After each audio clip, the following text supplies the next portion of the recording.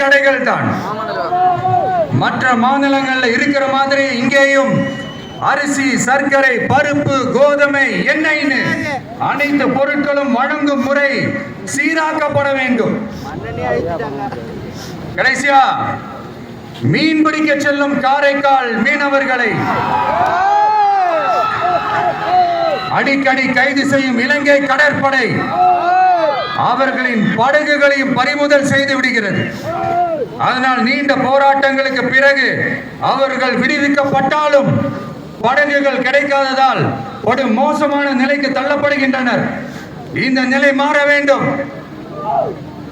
நான் மறுபடியும் சொல்றேன், இந்த விஜய் புதுச்சேரி மக்களுக்காகவும் எப்பவும் துணை நிற்பான்.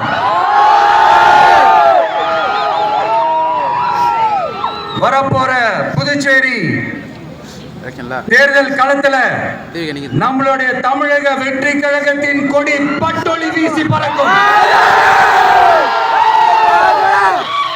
கான்பிடென்டா இருங்க, நல்லதே நடக்கும்.